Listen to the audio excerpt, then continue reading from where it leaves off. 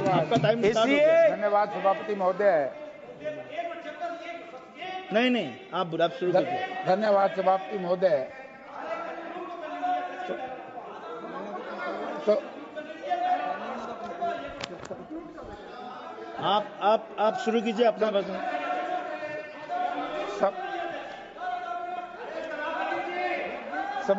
आप शुरू करो, आपका समय शुरू हो गया। सभापति महोदय, मैं आपका बहुत बहुत धन्यवाद करता हूं कि एक ऐसे महत्वपूर्ण। एक मिनट। माननीय जाधव जी, आपने करीब यहाँ 24 मिनट आपका भाषण हुआ है। आपका और वक्ता है, आपका समय खत्म हो गया है। नंबर 1। नंबर 2, जब मंत्री जी रिप्लाई देगा जरूर आप उसमें रहिएगा, क्योंकि नहीं तो फिर बोल के चला जाता है। जरूर आप रहिएगा, ये मेरा आवेदन है। एक हमारा दोबारा से शुरू करो जी। माननीय सदस्यगण, जिस माननीय सदस्यगण को रिटर्न स्पीचेस देना है वो टेबल पे तुरंत आपका रिटर्न स्पीच दे सकते हैं। Honorable members, those who want to lay their written speeches on the table, they can do so. It will be treated as part of the proceedings. Please start. तो मेरा समय यहाँ से करियो जी, 10 मिनट खराब होगी। सभापति महोदय धन्यवाद। मैं ऐसे महत्वपूर्ण मुद्दे पर बोलने के लिए खड़ा हुआ हूँ क्योंकि भारत एक कृषि प्रधान देश है और भारत कृषि प्रधान देश के साथ भारत की अर्थव्यवस्था और भारत का रोजगार ये कृषि के ऊपर बहुत ज्यादा निर्भर करता है। तो अध्यक्ष महोदय, किसान की पैदावार को बढ़ाने के लिए एमएसपी के बारे में बहुत चर्चाएं की जा रही है। उधर की सरकार की तरफ से भी मैसेज आया। हरियाणा प्रदेश के चुनाव हो रहे थे, इन्होंने कहा कि हमने हरियाणा में 24 फसलों का एमएसपी दिया है। तो मैं सबसे पहले तो सभापति महोदय, मैं आपके माध्यम से माननीय मंत्री जी से पूछना चाहता हूं, ये एमएसपी अभी शुरू हुआ है या 14 से पहले भी था? क्योंकि 14 से पहले के लोग बात नहीं करते। मैं इनके ध्यान में लाना चाहता हूं, मुझे याद है देश की आजादी के समय कॉन्स्टिट्यूट असेंबली में भी एमएसपी का मुद्दा उठाया गया था और स्वर्गीय चौधरी रणबीर सिंह जी ने इसको उठाया और उस वक्त देश के तत्कालीन प्रधानमंत्री पंडित जवाहरलाल नेहरू ने कहा कि देश के विकास के लिए कृषि के उत्पादन का मूल्य देना अति आवश्यक है। तो तब से ये इश्यू चल रहा था और माननीय स्वर्गीय श्रीमती इंदिरा गांधी जी ने ग्रीन रेवोल्यूशन के नाम से जब देश भीख का कटोरा लेकर के दूसरे देशों में गेहूं और दूसरे अनाज की भीख मांगता था, आज ये जो भारतवर्ष में क्रांति आई है किसान की और उसकी ग्रीन रेवोल्यूशन की, तो एक कांग्रेस पार्टी की देन है। मैं भारतीय जनता पार्टी के साथियों को कहना चाहता हूं, ये भारतीय जनता पार्टी का कोई योगदान नहीं है। तो इसके अंदर अब बात आई एमएसपी की।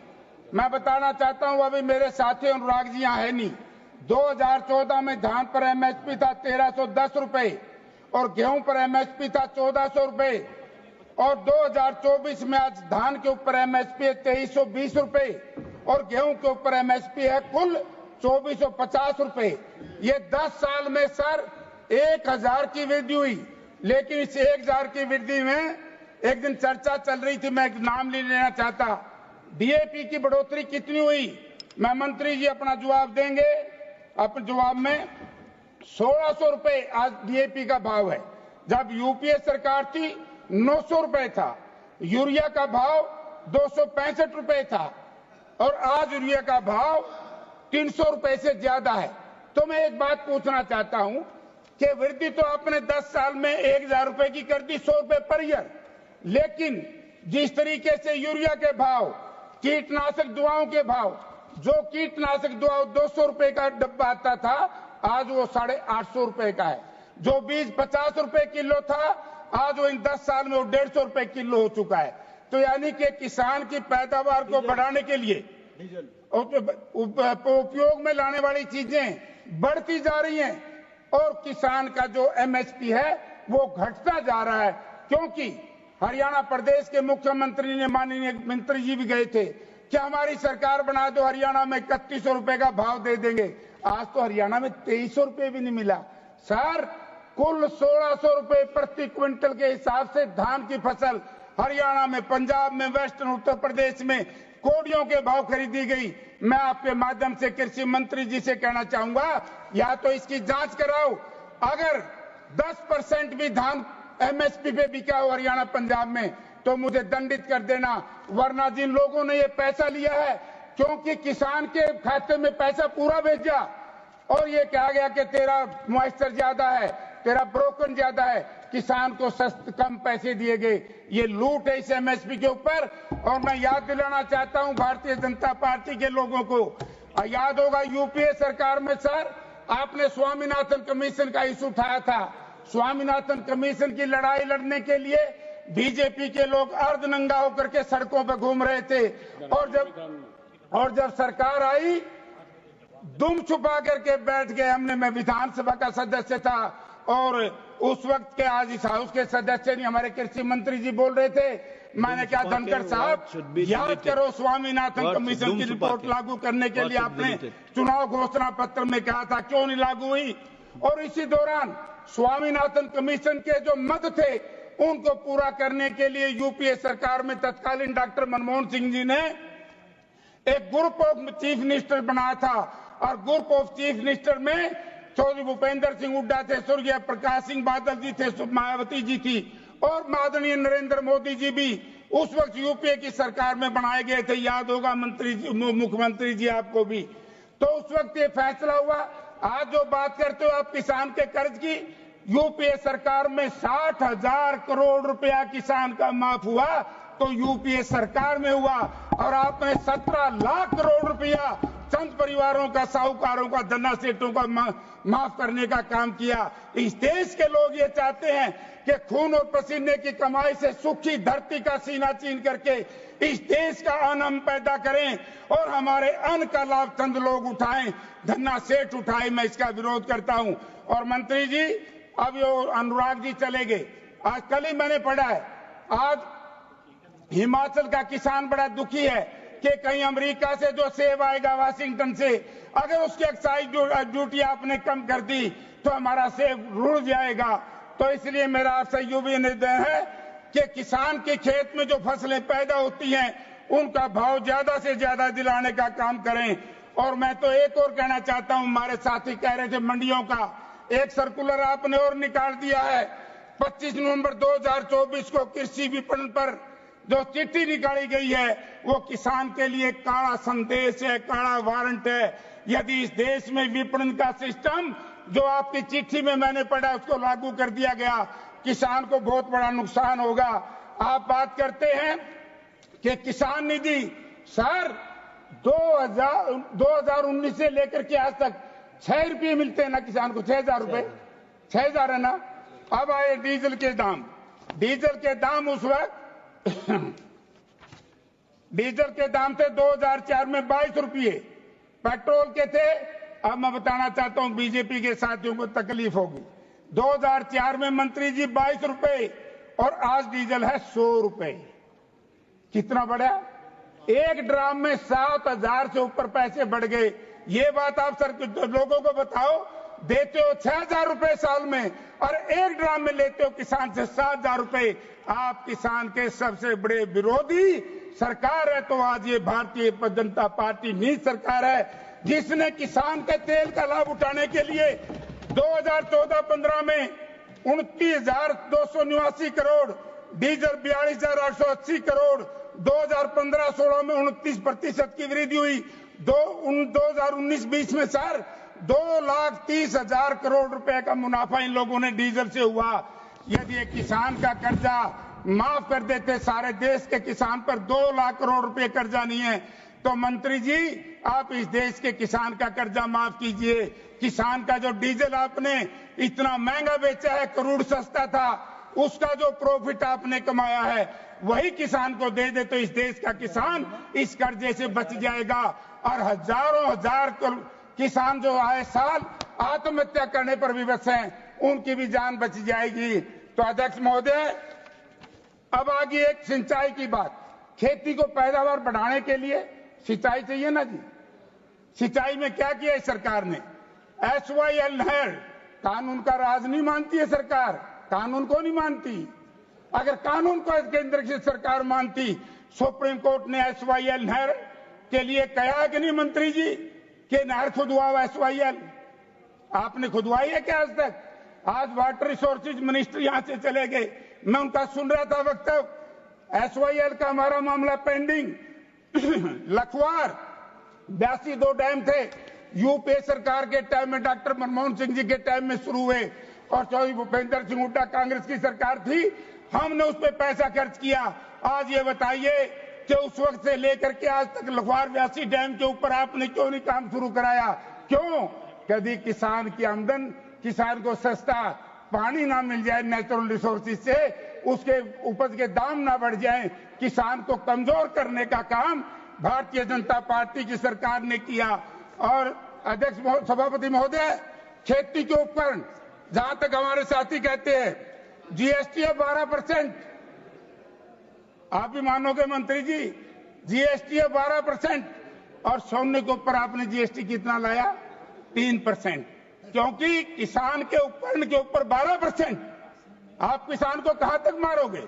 और जब किसान, इस देश का किसान धरना देता है, आप उस मीटिंग में गए थे, डल्लेवाल साहब को उनको गिरफ्तार करा के आ गए, लाठियों से किसानों को पीटा गया। सर, आजादी के बाद यदि इस देश में, कहता हूं कि ऐसा राज है भारतीय जनता पार्टी का किसान के लिए जैसा अंग्रेज का राज था। या तो अंग्रेज के राज में लाठियां पड़ती थी, या भारतीय जनता पार्टी के राज में लाठियां पड़ी। 730 किसानों को शहादत दी, उसके बाद आप फिर दोबारा से वही कानून लाना चाहते हैं। हम इसका विरोध करेंगे। और मैं कहना चाहूंगा मंत्री जी से, ऐसे काले वारंट जारी मत करो जिससे किसान को बहुत ज्यादा नुकसान हो जाए। तो आपने बात कही थी नरेगा की, मैं एक राय भी देना चाहता हूं कि इस मनरेगा को खेती के साथ जोड़ दिया जाए। और मनरेगा के ऊपर मंत्री जी वाहवाही लूट रहे हो। आपने कब चालू करी थी? ये चालू करी थी कांग्रेस पार्टी ने, यूपीए सरकार ने। डॉक्टर मनमोहन सिंह जी देश के प्रधानमंत्री थे। पूरी दुनिया में यदि सबसे बड़ा रोजगार का एक सिस्टम अडॉप्ट किया था तो यूपीए सरकार ने किया था। भारतीय जनता पार्टी ये बताए कि किसान के भलाई के लिए आपका किसान लिख तो दिया कि किसान कल्याण महकमा, किसान कल्याण विभाग, किसान के कल्याण के लिए क्या किया है? किसान के कल्याण के लिए काम किया है। MSP दिया नहीं, स्वामीनाथन कमीशन की रिपोर्ट लागू करी नहीं। ग्रुप ऑफ चीफ मिनिस्टर की जब बात आई थी तो उस वक्त मैं आपको बताना चाहता हूं सभापति महोदय, 3 लाख रुपए तक का शॉर्ट टर्म, आपको याद होगा नेशनलाइज बैंक 12% देते थे, तो यूपीए सरकार ने उसको 3-4% किया था। और हरियाणा में जो कांग्रेस पार्टी की सरकार थी, हुड्डा साहब थे, हमने आज से 11 वर्ष पहले, 12 वर्ष पहले उसको माफ कर दिया था। अगर माफ नहीं हो तो ये धर्मवीर बता देगा, बता दिए भाई, कह रहा था कि हरियाणा में माफ। तो मैं एक निवेदन करना चाहता हूं आपसे, यानी कि किसान के खेत के उपज को बढ़ाने के लिए जो कल पुर्जे लगाए जाते हैं उनमें इतना भारी टैक्स, और सोने के ऊपर 3% टैक्स। आप GST को, आप MSP को कानून की गारंटी क्यों नहीं बनाते? क्योंकि आपकी जो ये लूट का सिस्टम भारतीय जनता पार्टी की सरकार ने इस देश के धरना सेठों के लिए दिया है। तो इसलिए मंत्री जी मेरा आपसे एक निवेदन है, घड़ी ना देखो, ज्यादा नहीं बोलूंगा, मैं वैसे थोड़ा बोलूंगा। अब एक बात आई थी प्रधानमंत्री कृषि बीमा योजना, मंत्री जी ने बड़ा विस्तार से उस दिन बताया था। मैं बताना चाहता हूं मंत्री जी कि प्रधानमंत्री किसान बीमा योजना में बहुत बड़ी लूट हो रही है। हमने जब इसको शुरू किया, पहली बात तो मैं सदन को बताना चाहता हूं, और मंत्री जी ने अपने जवाब में बनाना चाहिए, किसान कृषि बीमा योजना किसके राज में शुरू हुई मंत्री जी? अध्यक्ष महोदय, कांग्रेस के राज में शुरू हुई थी। कांग्रेस ने स्वामीनाथन कमीशन की रिपोर्ट के 100 मत 115 में से उसी वक्त लागू करने का प्रयास किया था। एक काम हमसे अधूरा रहा था, MSP की कीमत कैसे निर्धारित करें। C2 प्लस 50% का आपने 11 साल में ये फार्मूला लागू करने का काम नहीं किया। बाकी जो ब्याज की माफी की बात थी, इंटरेस्ट की माफी की बात थी, ये कांग्रेस पार्टी ने किया है। भारतीय जनता पार्टी ने इस देश के चंद धन्ना सेठों का, उनका तो किया, लेकिन किसान का कोई भला नहीं किया। किसान को लूट थी। आपको याद होगा कांग्रेस पार्टी की सरकार से पहले, यूपीए से पहले इतना सस्ते भाव से जमीन एक्वायर की जाती थी और लैंड एक्विजिशन की लड़ाई माननीय राहुल गांधी जी ने भट्टा परसोल से लेकर के एक लड़ाई लड़ी और भारतीय जनता पार्टी की सरकार ने राहुल जी और उनके साथियों को गिरफ्तार किया। राहुल जी क्या कह रहे थे? राहुल जी केवल एक बात कह रहे थे कि जिस तरीके से लैंड एक्विजिशन एक्ट हरियाणा में बनाया हुआ है पूरे देश में लागू हो, और उत्तर प्रदेश में लागू नहीं किया। फिर भारतवर्ष की हमारी यूपीए सरकार ने लागू किया और आपने आकर के सर उस लैंड एक्विजिशन एक्ट को भी बदल दिया। आपने उसमें 2 धाराएं ऐसी गलत जोड़ दी कि किसान की जमीन लूटने का काम किया, तो भारतीय जनता पार्टी की सरकार ने किया। तो इसलिए मैं अब मंत्री जी से कहना चाहूंगा कि नरेगा के लिए और विशेष तौर से एमएसपी के लिए मैं आपसे कहना चाहूंगा इसको कानून की गारंटी का दर्जा दे दो। सर आप भी मानोगे किसान को एमएसपी को कानून की गारंटी मिलनी चाहिए कि नहीं मिलनी चाहिए? बता दो, आप बता दो तो बताओ मंत्री जी, मिलनी चाहिए। अगर एमएसपी को कानून की गारंटी दोगे तो इस देश का किसान बचेगा, तब हम मानेंगे। अगर एमएसपी को कानून की गारंटी नहीं दी, आप किसानों के सबसे बड़े शत्रु हो। और इस देश में यदि कांग्रेस पार्टी की सरकार आज होती, किसान को लाभकारी मूल्य देते। आपने तो जनता को भ्रमित करने का काम किया। माननीय नरेंद्र मोदी जी ने कहा था 2022 में हम किसान की आय दुगनी कर देंगे। सर आपका इकोनॉमिक सर्वे क्या कहता है? 2024 की ग्रोथ रेट जो है वो गिर करके 2022 में आ गया 4.7 से लेकर 1.4 तक, यानी कि किसान की आय घटी है। किसान की आय घटने की वजह से किसानों के बेटे रोजगार नहीं है, हरियाणा में रोजगार नहीं है देश में। मोदी जी ने जो वायदा किया था कि 2 करोड़ लोगों को सारा साल मैं रोजगार दूंगा, अगर वो रोजगार मिल जाता किसान के बेटों को, डोंकी के माध्यम से बाहर क्यों जाते? तो इसलिए मैं आपसे नम्रतापूर्वक निवेदन करना चाहूंगा कि इस देश की जो रीढ़ की हड्डी है किसान को और किसानी को बचाना है, तो स्वामीनाथन कमीशन के जो मद बचे हैं हमने बहुत लागू कर दिए थे। आपके जो बचे C2 प्लस 50% का फार्मूला, आप उसको लागू करवाओ मंत्री जी। अगर वो लागू नहीं हो पाता तो हम ये सोचेंगे कि केंद्र में बैठी हुई भारतीय जनता पार्टी की सरकार, जो आदरणीय स्वर्गीय श्रीमती इंदिरा गांधी जी ने ग्रीन रेवोल्यूशन ला करके इस देश को अन्नदाता बना करके सारी दुनिया में हमने अन्न बेचा था, आप इस तरह का भंडारण की बात करते हैं। एक अंत में कहना चाहूंगा सर, भंडारण भी कुछ लोगों को दे दिया। मेरा मंत्री जी से एक सुझाव है, एफसीआई के पहले जो गोडाउन होते थे मंत्री जी, वो खुली छूट पे पुल भी दिए जाते थे। आज एक ही व्यक्ति को पूरे भारतवर्ष के भंडारण का काम जो दिया जा रहा है, मैं उसकी निंदा करता हूं। और मंडियों को बंद करने का जो काम, जो चिट्ठी आपने लिखी है, तो दोबारा मंत्री जी उस चिट्ठी को मंगवा लो, वरना इस देश का किसान और मजदूर सड़कों पर आकर के आपके खिलाफ लड़ाई लड़ने में विवश हो जाएगा। पहले 730 किसानों की शहादत आप ले चुके हैं। आप तो अंग्रेज से भी खतरनाक निकले।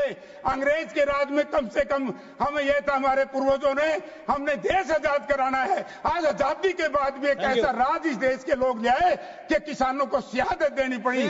तो इसलिए मैं आपसे निवेदन करूंगा कि ये छोटा सा 2.7 बढ़ाया 5, ठीक बोलो कृषि प्रधान देश, बार बार मंत्री जी को कि कृषि को मजबूत करेंगे, इतना थोड़ी बढ़ोतरी करके मजबूत करोगे क्या? Thank you honourable member. तो इसलिए मैं इसकी निंदा करता हूं। धन्यवाद। आदरणीय सदस्य श्री दुष्यंत सिंह जी।